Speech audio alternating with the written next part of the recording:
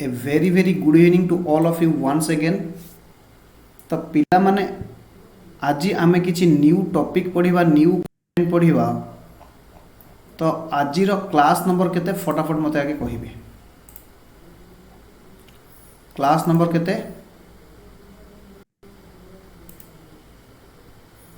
अरे कहूना class number आजिर केते? शायद 6, 5 या 6। Class number 5। ओके, आज आम कि बहुत बड़ बड़ कनसेप्ट मुझे तुम सामना को लेकिन आसवि जोटी घंटे 15 मिनट भाया क्लासेस हो पारे, नो डाउट। किंतु आम टे कनसेंट्रेशन कर पढ़ा एग्जाम आउ कि बचब ना। ओके, तो प्रथम लिखिए यील्ड। यील्ड रो माने कौन? सब पिला माने लिखिए यील्ड रो माने कौन? लिखिए income on investment of ₹100। in other words percentage of income is called as yield। Percentage of income को आमे कौन कही ताऊ? यील्ड बोली कही ताऊ। लिखिबे एग्जांपल जो जगार लिखिबे 5% स्टॉक at 125 फाइंड यील्ड और यील्ड रेट मध्य कहती जहाँ भी तुम लिखिपार। सब पिला माने बुझे ये 5% स्टॉक रो माने कौन कही? Name of the stock. Very good. 5% रो माने होची नेम ऑफ स्टॉक। आउ कौन कही? जेते बेले स्टॉक वैल्यू हबो 100 टंका, डिविडेंड केते हबो 5 टंका। Very good. आट 125 रो माने मु कौन कही ना सर यह होची मार्केट वैल्यू। कहार मार्केट वैल्यू ना जेते बेले स्टॉक वैल्यू 100 टंका सेते बेले मार्केट वैल्यू 125 टंका हबो। यस, यील्ड रो माने होची इनकम ऑन इन्वेस्टमेंट ऑफ ₹100। जदि मु 100 टंका इन्वेस्टमेंट करूची, जेतिकी टंका मते इनकम मिलिबो ताकू आमे यील्ड बोली कहिबा। जहाँ को आमे 100 टंका रे प्रकाश करू ताकू आमे परसेंटेज बोली कहू। मने पड़ुची? हाँ सर, 100 रे कन्वर्ट कले आमे ताकू परसेंटेज बोली कहिबा। अच्छा मते कुह ए एग्जांपल रे मोर इन्वेस्टमेंट केते? इन्वेस्टमेंट 100 टंका स्टॉक रो इन्वेस्टमेंट केते? ना sir market value plus brokerage is equal to 125 plus 0 से समान केते? 125। किए कहि परिबो ये 5% स्टॉक आउ ये 125 भितर रिलेशन कौन? किए कहि परिबो? लास्ट क्लास रे बुझीतिली। किए कहि परिबो ना सर एहार माने आपण कहितिले जेते बेले इन्वेस्टमेंट हबो 125 सेते बेले इनकम हबो 5 टंका। मने पड़ुछि? हाँ सर, आपण एई भलिया कोन लास्ट क्लास रे बुझौतिले। ये 5% को हमें नेम ऑफ स्टॉक कहि थाउ। 100 टंका स्टॉक वैल्यू रे डिविडेंड 5 टंका और 100 टंका स्टॉक वैल्यू को किनिबा पाई जेतिकी टंका आमको इन्वेस्टमेंट करने को पड़ो से ही इन्वेस्टमेंट वैल्यू उपरे ये 5 टंका को आमे कौन कही थाउ? इनकम बोली कही थाउ। मने पड़ुछि? यस। ताहेले सबु पिला माने कहिबे जदि इन्वेस्टमेंट टंकाटा हबो ताहेले इनकम केते हबो? 5/125। जदि इन्वेस्टमेंट 100 हबो ताहेले इनकम केते हबो? Right answer is 5/125 into 100 that is equal to 4। এই 4 की आमे कौन कहिबा? रीड कौन करिबा ना सर ए 4 की रीड करा जिवो जेते बेले इन्वेस्टमेंट होउची 100 टंका इनकम होउची 4 टंका एई 4 को आमे कहिबा यील्ड होउची 4%। यील्ड होउची 4%। काहेकि ना 100 टंका इन्वेस्टमेंट उपरे जेतिकी इनकम हबो ताकू आमे कोन कहिबा यील्ड बोली कहिबा। हबो 100 टंका इन्वेस्टमेंट उपरे जेतिकी टंका इनकम हबो ताकू आमे यील्ड बोली कहिबा एवं 100 टंका रे जहा कैलकुलेशन करा जाए ताकू आमे परसेंटेज बोली कहिता। बुझिएला। तो लिखिबे क्वेश्चन नेक्स्ट क्वेश्चन लिखिबे लिखिबे कैलकुलेट यील्ड। कैलकुलेट यील्ड लिखिबे 5% stock at 1187 divided by 10 brokerage होची 1/3/10। हमको यील्ड कैलकुलेशन करबा को कहिछि सब पिला माने कैलकुलेशन करिवे। सॉल्यूशन यील्ड माने कोन? यील्ड माने होची 100 टंका इन्वेस्टमेंट रे इनकम केते। 100 टंका इन्वेस्टमेंट रे इनकम केते ताकू आमे यील्ड कहिबा। सब पिला कहिबे ये 5% रो माने कोन? Name of stock. Name of the stock. 8118 एहार माने कोन? ना स्टॉक वैल्यू 100 हेले मार्केट वैल्यू केते हबो 1187/10। ताहेले इनकम कहा ऊपर कैलकुलेशन हुए? सर इनकम इन्वेस्टमेंट ऊपर कैलकुलेशन हुए। मोर प्रश्न इन्वेस्टमेंट केते हबो? ना इन्वेस्टमेंट हबो मार्केट वैल्यू रे आपण ब्रोकरेज मिसई दियंतु जोटा कि होची 118 7/10 प्लस 1/3/10। जदि आपण टेक्निकली देखिबे ये 118 रे 1 मिसिले हेला 119 7/10 3/10 मिसी गले हेबे टंकाटा यानी 120 मु कहि परिबे। यानी 120 मु कहि परिबे 7/10 3/10 मिसिले हेला 10/10 1 आ 118 रे 1 मिसिले 119 ता माने टोटली इन्वेस्टमेंट हे गला 120 हबो। अच्छा मते सब पिला माने कहिबे ये 5% स्टॉक को हमें कोन रीड करिबा? स्टॉक वैल्यू 100 टंका बेले डिविडेंड होची 5 टंका और आको हमें कोन पढ़िबा 100 टंका रो स्टॉक वैल्यू रो इन्वेस्टमेंट जेती की से ही इन्वेस्टमेंट ऊपर इनकम होची 5 टंका। ता माने इन्वेस्टमेंट जेते बेले 120 इनकम हे जिवो केते ना सर 5। हमकु यील्ड बाहर करिया पई कोन करिया को पड़े ना 100 इन्वेस्टमेंट रे इनकम केते 120 इन्वेस्टमेंट रे जदी 5 इनकम 1 रे केते तो 100 रे केते 5/120 इनटू सर 4.166 होची जहाँ भी आसीबो सी आसी जीवो 4 5 रे काटले केते 1 24 4 24 96 यस 4/24 बा 4 1/6% हबो 4 1/6% हबो। Yes sir. तो आज आमको ये गोटे पॉइंट थिला कंप्लीट करबा पई आमे सुंदर भावे यील्ड पॉइंट को कंप्लीट कले एवं आजिर आउ गोटे नुआ टॉपिक पढ़िबा जहार ना होची better or best investment. Better or best investment केउ पिला माने कहिबो बेटर बा बेस्ट वर्ड केउ जगह रे यूज करा जाए ना sir Ram is a good boy Ram is better than Hari आउ बेस्ट जते बेला हमें कहिबा Ram is the best student in plus among the +2 first year commerce student. बुझी होउछ ना बुझी होउनी ता माने सर जते बेले कंपैरिजन आसीबो सेते बेले हमें बेटर की बेस्ट बाहर करिबा। जदि दुईटा भितर कंपैरिजन आसीबो बेटर जदि दुई रु अधिक भितर हमें कंपैरिजन करिबा ताहले बेस्ट।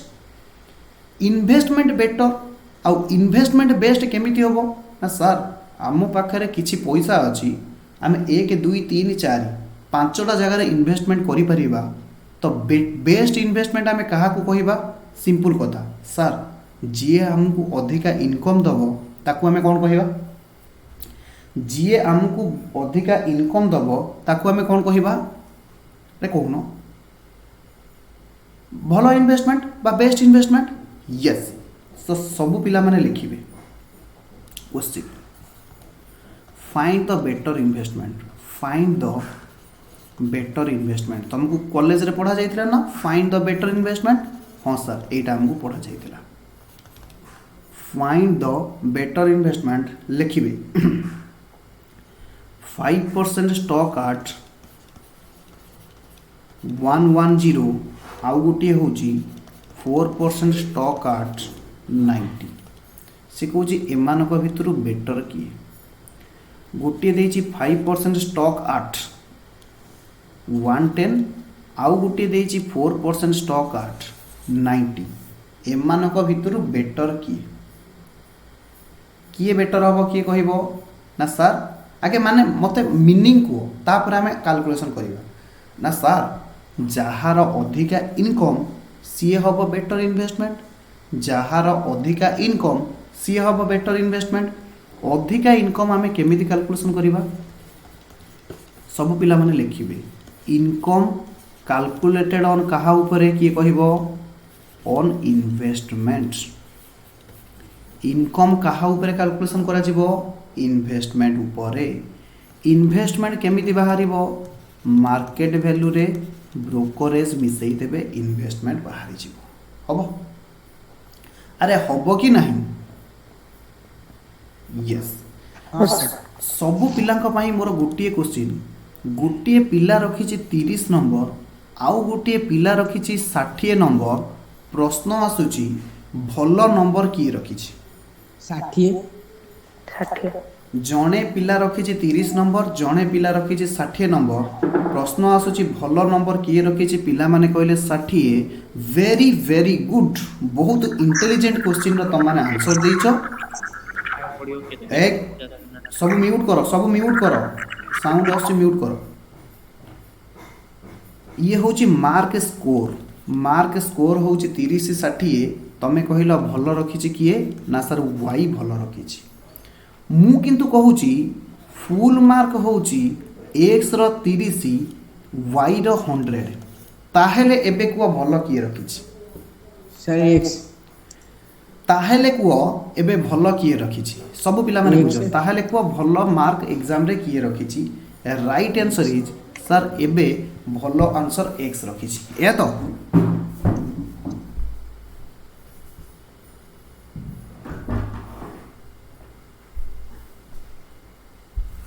सॉरी तो राइट आंसर इज एबे भल नंबर किए रखिछि x रखिछि केमिति जानलो केमिति जानिलो ना सर भल खराब जानिबा को हेले हमको समान मेजरमेंट रे परिप्रकाश करने को पड़ो जदि मोर अनुमान भूल न हुए सबु पिला माने एमती कैलकुलेशन करिथिबे x रो 30 बाई 30 इंटू 100 रखिछि 100% y रो 60 बाई 100 इंटू 100 रखिछि केते परसेंट 60%। अरे सबु पिला माने टेक्निकली एमती कैलकुलेशन करी कहिलो तो जे x स्कोर करिछि 100% y स्कोर करिछि 60% ताहेले x is better than y। अरे बुझीला कि बुझीलानी मते कुओ तमे जते बेले प्रथम क्वेश्चन आंसर देइथिलो सेटा ठीक देइथिलो ना भूल देइथिलो भूल देती गोटे मिनिट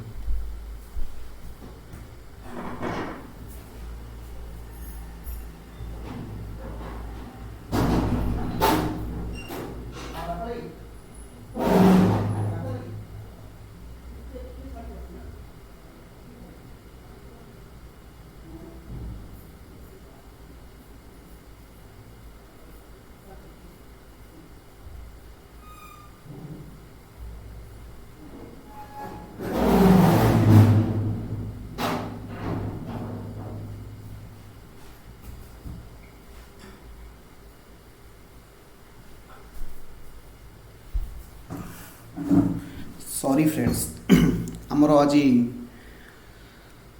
लिंक ब्रेक हो यस ताहले कौन करें ना सर आमको कंपेरिजन करने को हेले जिते बेले भी आम कंपेयर करके आंसर दवा सठिक उपाय कौन सठिक बाट कौन ना सर गोटे मेजरमेंट रे जदि आम परिप्रकाश करदे ताहले आम जानीजा किए भल किए खराब गोटे मेजरमेंट कौन ना सर समस्त को 100 रे आम मेजर कले जे जदि 30 रु 30 रखी ताले 100 रु केते रखी या तो जेते बेले आम परसेंटेज रे कन्वर्ट करदेले सेते बेले आम जानिले एक्स होउची भल पिला आज कंपेयर टू वाई एक्स 100 रु रखी 60% 60 सॉरी वाई 100 रु रखी 60 एक्स 100 रु 100 नंबर रखी एथर बुझीपार ना बुझीपार ता माने आमको कंपेरिजन करने को हेले पिला माने गोटे कथा जानिले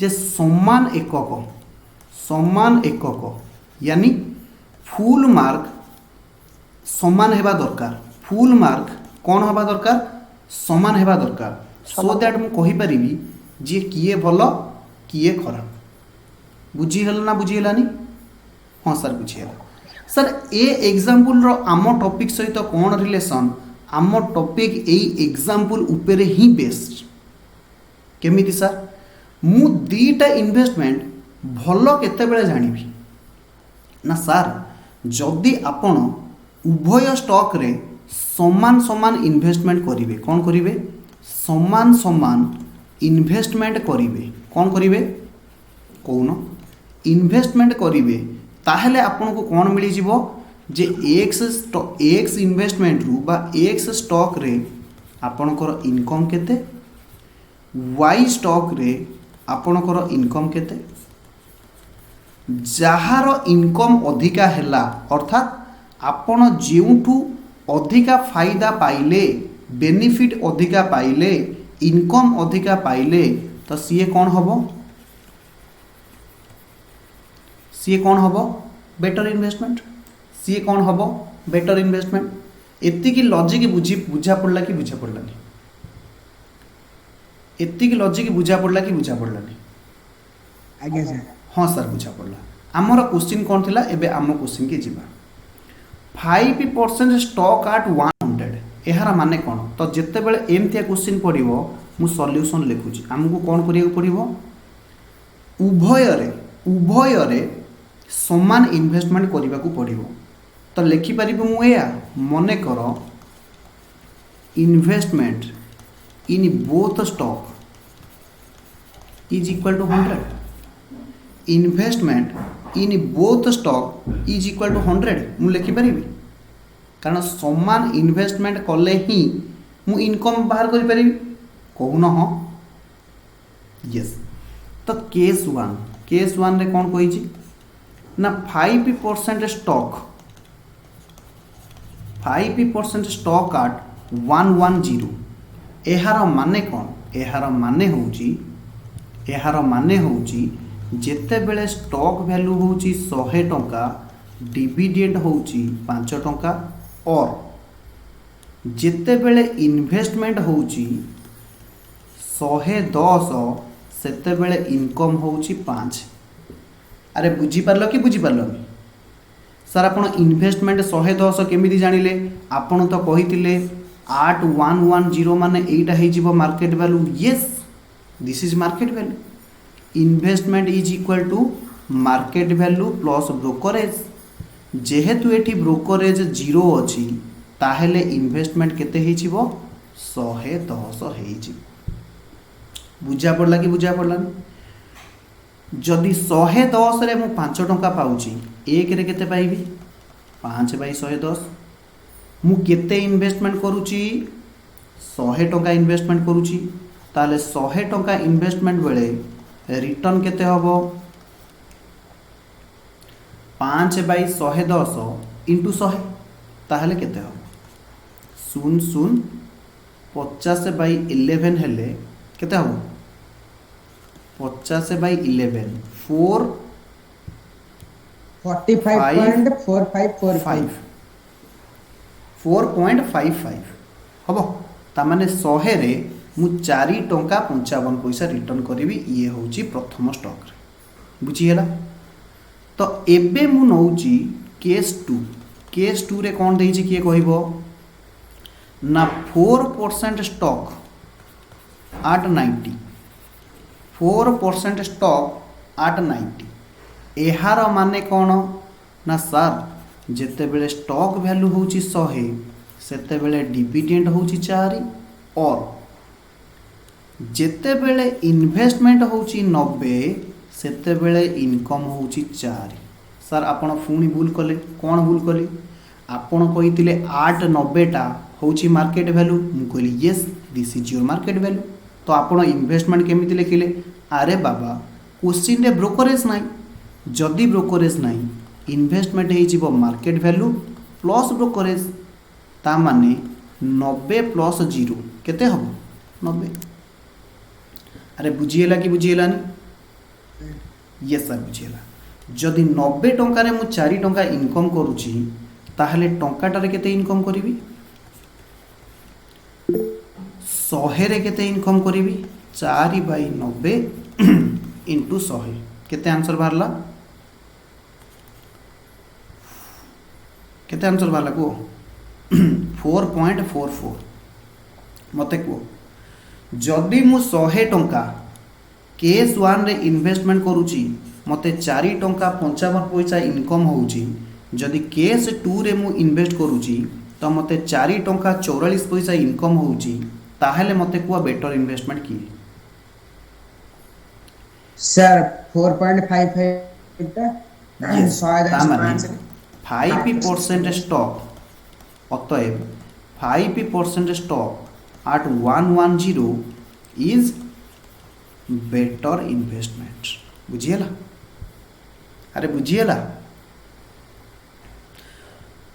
यस यस जदि बुझीगला सबु पिला माने मते रिप्लाई देबे किंतु तम सॉल्यूशन रे मु आग्रीड नुह तम सॉल्यूशन रे मु आग्रीड नुह काहे कि आंसर ठीक अछि काहे कि सबु पिला माने बुझ प्रथमे कोन देइछि 5% स्टॉक एट 110 द्वितीय रे कोन देइछि 4% स्टॉक एट 90 आमको बोथ रे कोन करिवार अछि एटा 8 आमको बोथ रे कोन करिवार अछि ना सर इक्वल अमाउंट इन्वेस्टमेंट करिवार अछि बोथ केस रे इक्वल अमाउंट इन्वेस्टमेंट करिवार अछि मोर तरीका सिखो आम पिला माने एग्जाम रे आंसर एमती करिवो केमिति देखो मने करो let investment in both case is equal to ₹110 into 90 मने कर बोथ केस रे मु समान परिमाण माने 110 इंटू 90 टंका इन्वेस्टमेंट करूची ताहेले सर कौन हबो ना देखो केस 1 रे कौन हबो जेते बेले इन्वेस्टमेंट होची 110 इनकम केते 5 जदि इन्वेस्टमेंट 1 हबो इनकम केते 5/110 जदि इन्वेस्टमेंट 110 इंटू 90 हबो ताहेले इनकम केते हबो अरे कहून हाँ अरे बाबा कहून हाँ 110 को 110 काटी देले ताहले मो आंसर पाइबी 450 हां हां सर यस ताहले केस 2 रे कौन हबो सब पिला माने देखिबे सर केस 2 रे जेते बेले इन्वेस्टमेंट होची 90 इनकम होची 4 एक रे हबो 4/90 तो जेते बेले इन्वेस्टमेंट 110 इंटू 90 तो इनकम केते हबो 4/90 इंटू 110 इंटू 90 जदि आपण देखिबे 90 कटि गले एठी रिटर्न केते आसिला 440 एबे पिला माने कुह तम पाई बेटर इन्वेस्टमेंट की अतएव 5% stock at 110 is better investment बुझिएला sir ऊपर तो से आंसर बाहरला तळे भी से आंसर बाहरला सेकंड प्रोसेस रे एथि त जो 10 मिनट फरक कौन यस फरक होची जदि तमे माने देखि पारुथिबो ऊपर तुमको बहुत प्रकार गुणागुणी हराहरी करने को पड़ूला। Are you agreed? Yes sir, आमको फ्रैक्शन रे आंसर बाहरुला, किंतु जदि आपण सेकेंड प्रोसेस को देखिबे कोटी गोटे फ्रैक्शन आसुची ना सर, फ्रैक्शन आसुनी। लॉजिक ठीक अच्छे। देख ऊपर आम कौन लिखी मन कर बोथ इन्वेस्टमेंट रे से केते टंका खटाऊँच 100 टंका इन्वेस्टमेंट करुँची। यह पछरे लॉजिक कौन ना सर, लॉजिक होची आमको कंपेयर करने को सुविधा हम। लॉजिक होची आमको कंपेयर करने को सुविधा हम, से आम इक्वल अमाउंट नौ। यस, मु भी एठी इक्वल अमाउंट नहीं, इक्वल अमाउंट नहीं। बोथ केस रे 110 इंटू 90 इन्वेस्टमेंट होती। बोथ केस रे 110 इंटू 90 इन्वेस्टमेंट होती। अरे बुझिल कि बुझीपारलनि? किंतु इजी कौन है ना, जदि देखिए मो तो आंसर ये राउंड फिगर रे आसला। आंसर ये केमिति आसला ना सर, राउंड फिगर रे आसला। जदि आंसर राउंड फिगर रे आसला ताहले निश्चिंत भाव में मु एक्सपेक्ट करुँची आम पिला मानकु सेकेंड मेथडटा इजी लगे। जितेबले तुमको बेटर इन्वेस्टमेंट पचार तुम बोथ केस रे नहीं जीव उभयर मार्केट वैल्यू को मल्टीप्लाई करी इन्वेस्टमेंट करने। बुझीगला? बोथ रो मार्केट वैल्यू बा इन्वेस्टमेंट तुम जहाँ को कौच से टंका बोथ केस रे इन्वेस्टमेंट करुँची। इन्वेस्टमेंट वैल्यू नब, मार्केट वैल्यू नुह। ब्रोकरेज आसिले मार्केट वैल्यू रे ऐड करिकी जो इन्वेस्टमेंट वैल्यू आसीबो ताकू बोथ केस रे नहीं जीव। हबो? बुझीगला? अरे बुझीगला कि बुझीगलानी? यस, ताले second question find the better investment लिखिबे 12% स्टॉक at 80 दुई रे होची 15% स्टॉक at 120। फटाफट कहबे बेटर इन्वेस्टमेंट किए, which is the better investment? फटाफट कैलकुलेशन करी कहबे answer. Let investment in both case, जेहेतु ब्रोकरेज नहीं मु डायरेक्ट मार्केट वैल्यू को मल्टीप्लाई कर दूची, कारण market value is equal to investment हम रुपीज एति। केस 1 रे जिते बेले इन्वेस्टमेंट होची 80, इनकम होची 12, टंकाटा हेले 12/80। जदि 80 इंटू 120 इन्वेस्टमेंट हम ताहेले इनकम केते हबो 80 इंटू 120 से समान 1440। जदि केस 2 आपण कैलकुलेशन करिवे इन्वेस्टमेंट जेते बेले 120 इनकम सेते बेले हे जाउची 15, एक रे हबो 15/120 तो 80 इंटू 120 रे केते हबो 15/120 इंटू 80 इंटू 120। तो द्वितीय केस रे कौन हम ना 120 कटिगला जोटि कि प्रथम केस रे 80 कैंसिल हो जाउथिला, ताहले 15 * 120 1200। एबे कुओ कोटा तुम पाई बेटर हैला? Fast 12% stock at 80। Very good. अतएव 12% stock at 80 is better investment. Sir आपन टिके स्पीड करी गले। अरे भाई स्पीड तो मु करूनी, आम पिला माने जदि कहिबे सर आपन स्पीड करूचंती ताहले मु एते कांसेप्ट बुझे कि किसी फायदा नहीं। कांसेप्ट मु बुझेइछि इन्वेस्टमेंट इज इक्वल टू केते कहिछि ना मार्केट वैल्यू प्लस ब्रोकरेज। जेहेतु क्वेश्चन रे ब्रोकरेज नहीं सीधा मु मार्केट वैल्यू को नहीं गली इन्वेस्टमेंट, जेहेतु एठी भी ब्रोकरेज नहीं सीधा मार्केट वैल्यू को नहीं गली इन्वेस्टमेंट। बुझी होछि? अरे बुझी होछि कि बुझी होनी? हाँ सर बुझी होछि। तो क्वेश्चन रे जेते प्रकार तुमको कौन दिया है ना बेटर इन्वेस्टमेंट दिया जाइछि, यील्ड दिया है, से सब आपण पई होमवर्क। सर आज आउ कौन पढ़ेबे? आज मु बहुत किछि पढ़ेबी। लिखिबे change in income, change in income. आज आउ गोटे पॉइंट आसुची change in income. Sir change in income माने कौन? चेंज इन इनकम माने कौन? मने कर ତମ ଭିତରୁ ଗୋଟିଏ ପିଲା କ'ଣ କରୁଥିଲା, ଆଗରୁ ଗୋଟିଏ ଜାଗାରେ ଷ୍ଟଡି କରୁଥିଲା, ଆଗରୁ ଗୋଟିଏ ଜାଗାରେ ଷ୍ଟଡି କରୁଥିଲା, ତ ସେଠି ସିଏ ରଖୁଥିଲା ଆଉଟ୍ ଅଫ୍ 100 50 ନମ୍ବର, କିନ୍ତୁ ଯେତେବେଳେ ସେ ପିଲା ଆସିକି ଟିସିଏରେ ପଢ଼ିଲା ତ ସିଏ ସ୍କୋର କରୁଛି 75 ନମ୍ବର। ତାହେଲେ ମୋତେ କୁହ ଚେଞ୍ଜ ଇନ୍ ନମ୍ବର କେତେ? ନା ସାର୍ ଚେଞ୍ଜ ଇନ୍ ନମ୍ବର ହେଉଛି 25। ଖାଲି 25 କହିଲେ ହେବନି, ବଢ଼ିଛି କି କମିଛି? ବଢ଼ିଛି କି କମିଛି? ନା ସାର୍ ବଢ଼ିଛି, ହେନ୍ସ 25 ନମ୍ବର ବଢ଼ିଛି। This is called as change in mark, this is called as change in mark. ମନେକର ଗୋଟିଏ ପିଲା ଟିସିଏରେ ପଢ଼ୁଥିଲା, ସିଏ ଆଉଟ୍ ଅଫ୍ 100 ସ୍କୋର କରୁଥିଲା 90, ଆଉଟ୍ ଅଫ୍ 100 ସ୍କୋର କରୁଥିଲା 90, ଯେତେବେଳେ ସିଏ ଅନ୍ୟ ଜାଗାରେ ଯାଇକି ପଢ଼ିଲା ସିଏ ସ୍କୋର କରୁଛି 60, ସିଏ ସ୍କୋର କରୁଛି 60 ଆଉଟ୍ ଅଫ୍ 100। ପିଲାମାନେ ମୋତେ କହିବେ ଏଠି ତାର ଚେଞ୍ଜ ଇନ୍ ନମ୍ବର କେତେ? ସାର୍ ଚେଞ୍ଜ ଇନ୍ ନମ୍ବର କେତେ?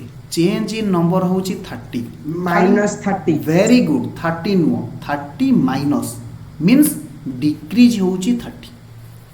ଏଠି ଇନକ୍ରିଜ୍ ହେଉଛି 25, ଏଠି ଡିକ୍ରିଜ୍ ହେଉଛି 30। ଚେଞ୍ଜର କନସେପ୍ଟ ବୁଝିହେଲା ନା ନାହିଁ? ୟେସ୍ ସାର୍, ଚେଞ୍ଜର କନସେପ୍ଟ ବୁଝିହେଲା, ଚେଞ୍ଜ ଇନ୍ ମାର୍କ ବୁଝିହେଲା, କିନ୍ତୁ ଆମର କନସେପ୍ଟ କ'ଣ? ଆମର କନସେପ୍ଟ କ'ଣ? Change in income. ଏହାର ମାନେ କ'ଣ? ଚେଞ୍ଜ ଜାଣିବାକୁ ହେଲେ ଅନନ୍ୟ ଆମ ପାଖରେ କେଇଟା ମାର୍କ, କେଇଟା ବେସ୍ ଥିବା ଦରକାର? ନା ସାର୍ ଦୁଇଟା ବେସ୍ ଥିବା ଦରକାର। ଗୋଟିଏ ଏକ୍ଜିଷ୍ଟିଂ ବେସ୍, ପ୍ରଥମ କେସ୍ରେ କହିଲି ଅଦର ଜାଗାରେ ପଢ଼ୁଥିଲା, ଆଉ ଗୋଟିଏ ହେଉଛି ନ୍ୟୁ ବେସ୍। ତାମାନେ ମୁଁ ଆକୁ କହିପାରିବି ଓଲ୍ଡ, ଆକୁ କହିପାରିବି ନ୍ୟୁ। ପ୍ରଥମଟା ହେଉଛି ଓଲ୍ଡ, ସେକେଣ୍ଡଟା ହେଉଛି ନ୍ୟୁ କହିପାରିବି। ଦ୍ୱିତୀୟ କେସ୍ରେ ଟିସିଏ ଥିଲା ଓଲ୍ଡ କିନ୍ତୁ ଅଦର ହେଇଗଲା ନ୍ୟୁ। ଆରେ ବୁଝିପାରୁଛ କି ବୁଝିପାରୁନ? ତାମାନେ ଚେଞ୍ଜ କାଲକୁଲେସନ୍ କରିବାକୁ ହେଲେ ଆମକୁ ନିଶ୍ଚିନ୍ତ ଭାବରେ ଦୁଇଟା ଅନୁଷ୍ଠାନ ବା ଦୁଇଟା ଜାଗା ଥିବା ଦରକାର। ୟେସ୍, ତ ଯେତେବେଳେ ଚେଞ୍ଜ ଇନ୍ ଇନକମ୍ କାଲକୁଲେସନ୍ କରିବି, ସବୁ ପିଲାମାନେ ଜାଣିଛନ୍ତି ଇନକମ୍ କାହା ଉପରେ କାଲକୁଲେସନ୍ ହୁଏ? Income calculated on investment. ତା ମାନେ ଆମ ପାଖରେ ଅନନ୍ୟ କେତେ ପ୍ରକାର ଇନଭେଷ୍ଟମେଣ୍ଟ ଥିବ? ନା ସାର୍ ଆପଣଙ୍କ ପାଖରେ ଦୁଇଟା ଇନଭେଷ୍ଟମେଣ୍ଟ ଥିବ, ଗୋଟିଏ ଓଲ୍ଡ ଇନଭେଷ୍ଟମେଣ୍ଟ, ଗୋଟିଏ ନ୍ୟୁ ଇନଭେଷ୍ଟମେଣ୍ଟ। ମନେକର ଓଲ୍ଡ ଇନଭେଷ୍ଟମେଣ୍ଟରୁ ମୁଁ ଇନକମ୍ କରୁଥିଲି 1500 ଟଙ୍କା, ନ୍ୟୁ ଇନଭେଷ୍ଟମେଣ୍ଟରୁ ମୁଁ ଇନକମ୍ କରୁଛି 2000 ଟଙ୍କା। ତାହେଲେ ସବୁ ପିଲାମାନେ କହିବେ ଚେଞ୍ଜ ଇନ୍ ଇନକମ୍ କେତେ? ये त्रिभुज को पढ़ा जाए डेल्टा बा चेंज। चेंज इन इनकम केते? ना सार न्यू माइनस ओल्ड 500 पॉजिटिव ना नेगेटिव, बढ़ुची ना कमुची? राइट आंसर इज इनक्रीज होची। जदि मु कहिबी आगर मु पाउथिली 1200 टंका इनकम, आगर मु पाउथिली 1200 टंका इनकम, किंतु एबे मु पाउची ओनली 800 टंका इनकम न्यू रे, ताहेले कहिबे मोर चेंज इन इनकम केते? ना सर चेंज इन इनकम होची 400 टंका बढ़ुची ना कमुची? डिक्रीज। बढ़ुची ना कमुची? Right answer is decrease. हबो सर आपण कोन कहिबा को चाहंती? Yes, very good question. मु एहा कहिबा को चाहे जे चेंज इन इनकम रे हमको इनकम कैलकुलेशन करने को पड़ो। ओल्ड इन्वेस्टमेंट रो इनकम कैलकुलेशन करवा, न्यू इन्वेस्टमेंट रो इनकम कैलकुलेशन करवा, से दीटा जाको कंपेयर करवा। कौन करवा? कंपेयर करवा। जदि न्यू रे अधिका आसिला ताहेले इनकम इनक्रीज होउची, जदि न्यू रे कम आसिला ताहेले इनकम डिक्रीज होउची। से डिफरेंस को कुआ जीवो इनक्रीज और डिक्रीज। बुझिएला? हाँ सर बुझिएला। मु तुमन को इनकम कैलकुलेशन करवा शिखेछि। यस सर, आपन तो बहुत थर करैले जे इनकम इन्वेस्टमेंट ऊपर कैलकुलेशन हुए बोली। ताहेले हमर ए टॉपिक रो डिस्कशन सरी गला। ताहेले हमर ए टॉपिक रो डिस्कशन सरी गला। सबू पिला माने कहले हाँ सर डिस्कशन सरीगला आपण आमको गोटे क्वेश्चन दियंतु वेरी गुड लिखिबे determine the change in income determine the change in income आज आम तीन टा न्यू कॉन्सेप्ट पढ़िले change in income लिखिबे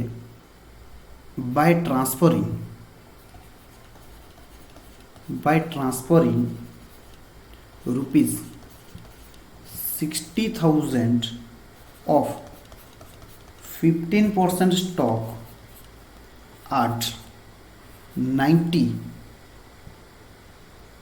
to 20% stock at par question लिखि सार हाँ सर क्वेश्चन लिखि सार फटाफट क्वेश्चन लिखि सारे मत कहे ये क्वेश्चन करवा आगु मु चाहूँगी तुम मान सहित आउ गोटे क्वेश्चन आग करेबी तापर से क्वेश्चन करेबी सर ताहले नुआ क्वेश्चन को आमको कहतु सम्मान सबू पिला माने लिखिबे क्वेश्चन आगे ए क्वेश्चन लिख सेटा टिके डिफिकल्ट क्वेश्चन अछि आगे ए क्वेश्चन लिख लिख a man sold rupees 10,000 of 5% stock किसी स्पेस छाड़ी देवी at 90 गोटे लोक पाखे किसी स्टॉक थिला से ताको बिकी देउछि 90 टंका लेखा रे एंड एटा लास्ट क्लास रे करैथिली इन्वेस्ट द प्रोसीड एवं सेल प्रोसीड को से इन्वेस्टमेंट करूछि in 6% stock at 120 how much of the second stock did he buy सी सेकेंड स्टॉक केते टंका रे किनिला and what is the change in delta माने चेंज इन हिज इनकम मु ए पर्यंत काली आपन को पढ़ी stock did he buy how much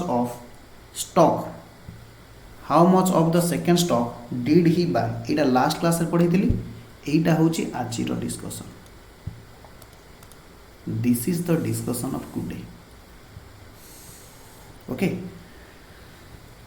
लिखिबे solution लिखिबे The man had rupees 10,000 5% stock 10,000 5% stock step 1 calculation of old income तामाने ये होची ओल्ड स्टॉक आमको कैलकुलेशन करिया पड़िबो कोन ओल्ड इनकम पिले माने कहिबे 5% स्टॉक आट माने 10,000 5% स्टॉक एहार माने कोन ना सर 10,000 टंका होची स्टॉक सॉरी हाँ 10,000 टंका होची स्टॉक वैल्यू 5% होची नेम ऑफ स्टॉक 5% होची कोन नेम ऑफ स्टॉक या तो कई लिखिबेनी मुझा बुझौची बुझिबे जहार माने होची स्टॉक वैल्यू सर जदि 100 टंका हुए डिविडेंड केते हबो 5 टंका 100 टंका जदि स्टॉक वैल्यू हुए डिविडेंड केते हबो 5 टंका अच्छा पिला माने लास्ट क्लास रे मु गोटे कथा कहितिली कहार मने अछि सर आपण कोन कहितिले कहउनाथि मु लास्ट क्लास रे तुमको प्रमाण करैतिली डिविडेंड जहा हबो answer is equal to income मु कही डिविडेंड रो आंसर जहाँ हम इनकम रो आंसर से हम के जनकर मन अच्छी हाँ सर आपण लास्ट क्लास रे कही सो जिते बेले आमे ओल्ड इनकम कैलकुलेशन करबा पिला माने मन रखिबे सेते बेले आमे कोन करबा स्टॉक वैल्यू ऊपर कैलकुलेशन करबा ना दबा डिविडेंड किंतु ताकू मानि नबा इनकम काहे कि ना डिविडेंड रो वैल्यू जहाँ हम इनकम रो वैल्यू से हम लास्ट क्लास रे आमे पढ़ी की आसी छे हबो यस लिखिबे ଯେତେବେଳେ ଷ୍ଟକ୍ ଭ୍ୟାଲୁ थिला 100 टंका डिविडेंड केते थिला 5 टंका जदि स्टॉक वैल्यू हम टंकाटा डिविडेंड केते हम 5/100 जदि स्टॉक वैल्यू अच्छी 100 टंका ताहेले डिविडेंड केते हम 5/100 इंटू 10,000 ताहेले केते ही जीवो को डिविडेंड दीटा सुन काटी देले 500 ताहले डिविडेंड केते ही जीवो 500 यस लिखिबे step number 2 calculation of sale proceed calculation of sale proceed से लोकटी कौन करोची मु ऑलरेडी ये कांसेप्ट गुडा पढ़े सारी तुम मैंने जदि देखिबो प्रीवियस क्लास रो नोट ऑलरेडी मु पढ़े सारी कौन the man sold 10,000 5% stock at 90 ता माने कौन ना सर से लोकटी स्टॉक को बिकी दउची 90 टंका लेखारे से लोकटी 90 टंका लेखारे स्टॉक को बिकी दउची ता माने लिखिबे man sold stock at 90 it means एहार अर्थ जेते बेले स्टॉक वैल्यू होची 100 टंका सेल प्रोसीड होची 90 टंका एक रे हबो 90/100 10,000 केते हबो 90/100 इंटू 10,000 से समान 90,000 टंका सॉरी 9,000 टंका सेल प्रोसीड केते बाहरिला 9,000 टंका बुझिएला हाँ सर ये तो आप लास्ट क्लास रे करैतिले हमर मने अछि वेरी गुड तापर लिखिबे स्टेप नंबर 3 लिखिबे कैलकुलेशन ऑफ न्यू इनकम आमे न्यू इनकम कैलकुलेशन करिबा केमिति कैलकुलेशन करिबा क्वेश्चन पढ़ो से पर्यंत समस्तଙ୍କର सरीची फटाफट कहबे रिप्लाई देबे आगे आगे sir yes new income calculation करिबा सब पिला माने देखिबे he invest the sale proceed in 6% stock at 120 सब पिला माने देखिबे लिखिबे he invest the sale proceed in 6% stock at केते थिला एट 120 ता माने कौन एहार माने होउची इट मीन्स जेते बेले इन्वेस्टमेंट करूची 120 टंका सेते बेले केते टंकार स्टॉक वैल्यू से किनुची 100 टंकार स्टॉक सर आउ थरे टिके कहतु वेरी गुड 6% ना कौन ना sir name of stock at 120 कौन ना सर मार्केट वैल्यू जेहेतु ब्रोकरेज नहीं मार्केट वैल्यू कहा सहित समान हो इन्वेस्टमेंट सहित समान हो ता माने 100 टंकार स्टॉक किनिबाकू हेले आउ थरे 100 टंकार 6% स्टॉक किनिबाकू हेले ताकू दबाकू पड़ुची 120 ता माने 120 देकी 100 टंकार स्टॉक वैल्यू आणुची जदि सी टंकाटा दबो केते टंकार स्टॉक वैल्यू आण 100/120 ता पाखरे केते अछि इन्वेस्टमेंट करिबाकू सर 90,000 ताहेले सी केते टंकार स्टॉक किनिबो सर 9,000 सॉरी 9,000 120 इंटू 9,000 ताहेले सी केते टंकार स्टॉक किनिबो फटाफट को गोटे सुन कटि दियो 4 काटले 3 12 डायरेक्ट काटनो 12 काटले 1272 सॉरी 12/7 84 12/5 60 750 7,500 हम बोधे हाँ ये गोटे शून अच्छी 7,500 ए पर्यंत समस्त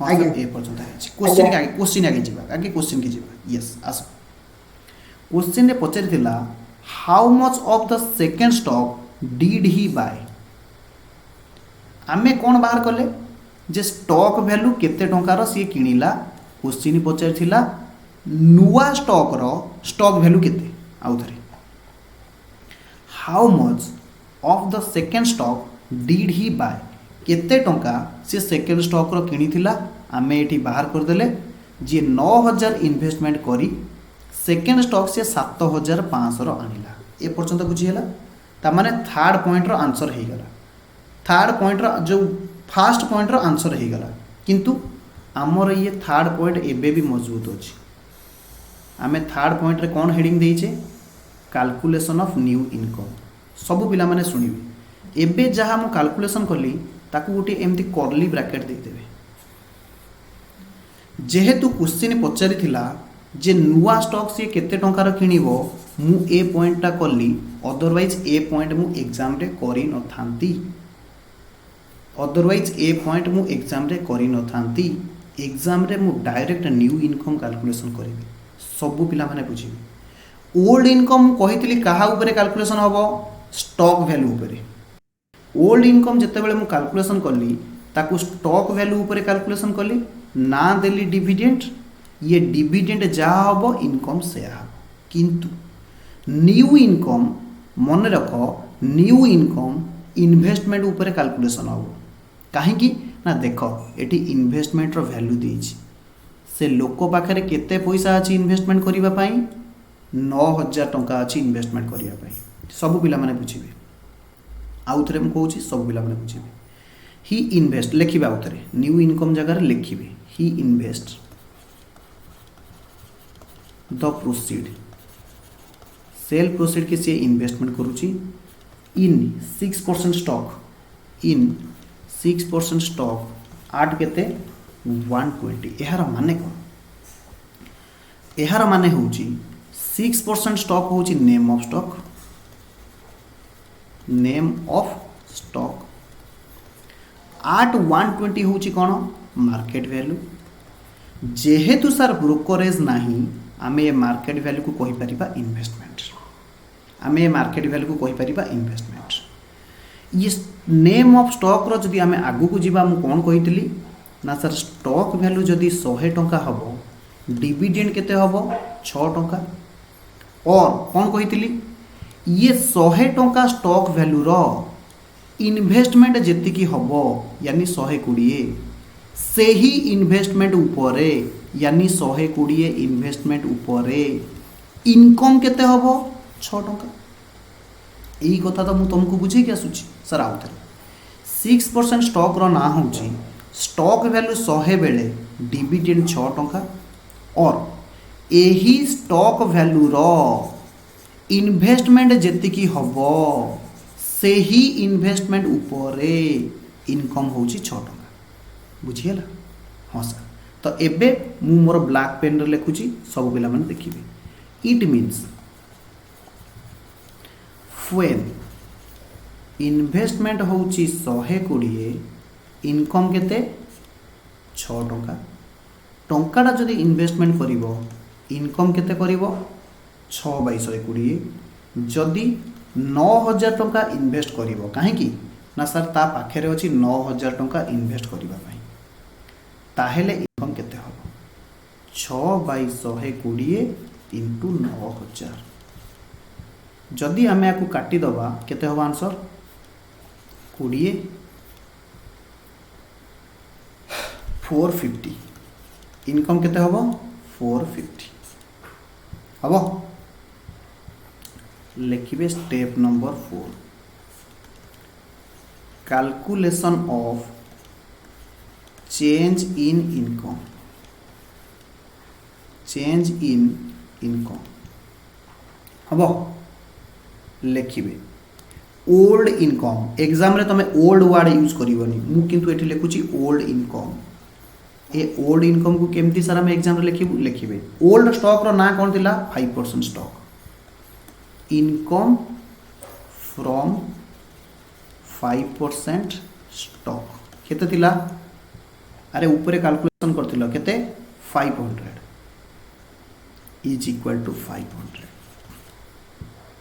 न्यू इनकम केबे भी एग्जाम रे ओल्ड आउ न्यू लिखिबो नाही कोन लिखिबो इनकम फ्रॉम न्यू स्टॉक रो ना कौन 6% स्टॉक केते आंसर पाइछ 450। अच्छा कह ओल्ड 500 टंका न्यू 450 टंका ताहले इनकम कमी ना बढ़ी कमिच लिखिए अतएव change in income is equal to 500 minus 450 is equal to 50 bracket लिखिए डिक्रीज। जदि तुम केवल 50 लिखिक आसीच नंबर मिलबनी तुमको कौन लिखा पड़ो डिक्रीज कमिची बोली लिखा पड़ो। बुझा पड़ा अरे बुझा पड़ा कि नहीं यस सर बुझा पड़ा। आम समरी कर चेंज इन इनकम टा मजा लगिला समस्ते लिखि सारे मत कहे लिखि सारे समस्त मत कहे हाँ सर आम लिखि सारू। चेंज इन इनकम रे आम कौन पढ़िले ना चेंज इन इनकम रे सब पिला माने बुझेबे मिनिमम 2टा स्टॉक दरकार चेंज होगापाई हेले मिनिमम 2टा स्टॉक दरकार। गोटे ओल्ड स्टॉक माने से ओल्ड स्टॉक थिबो सेथिरु किछि इनकम पाउथिबो ताकू आमे कहिबा ओल्ड इनकम। ओल्ड इनकम को आमे काहा ऊपर कैलकुलेशन करिबा कोना स्टॉक वैल्यू ऊपर कैलकुलेशन करिबा। ओल्ड इनकम को आमे काहा ऊपर कैलकुलेशन करिबा स्टॉक वैल्यू ऊपर कैलकुलेशन करिबा। तापर आमे कोन करिबा ना जेते बेले सी बिक्री करि दउची आमे सेल प्रोसीड बिक्री वैल्यू को कैलकुलेशन करिबा। स्टेप 2 स्टेप 3 रे आमे कोन करिबा न्यू इनकम कैलकुलेशन करिबा। कोन कैलकुलेशन करिबा न्यू इनकम जोटी सी नुआ जगह रे इन्वेस्टमेंट करूची तार सेठी न्यू इनकम केते हबो कैलकुलेशन करिबा। स्टेप 4 रे कोन कैलकुलेशन करिबा चेंज इन इनकम अर्थात ओल्ड स्टॉक रु केते इनकम करथिला न्यू स्टॉक रु केते इनकम करूची इनकम कमुची ना बढ़ुची कमुची ना बढ़ुची हबो। तो आज आउ गोटे कॉन्सेप्ट करिबा ना हेवी ही जीवो आज आउ गोटे कॉन्सेप्ट करिबा ना हेवी ही जीवो सर हेवी ही जीवो। आउ गोटे कॉन्सेप्ट बाकी रहिला पार्टली इन्वेस्टमेंट मु हेडिंग दउची किंतु आज पढ़ेबिनी काहेकि ना आज ऑलरेडी इन्वेस्टमेंट आज ऑलरेडी मु 3टा नुआ कॉन्सेप्ट पढ़ाई सारे पिला माने कहउछन सर आमको से 3टा आगे रिवीजन करबा को दियंतु तापरे आपण नुआ कॉन्सेप्ट पढ़ेबे ओके पढ़ेबी ना पढ़ेबिनी जहाँ कहबो मु सेया करिवि सारदो भाई पॉइंट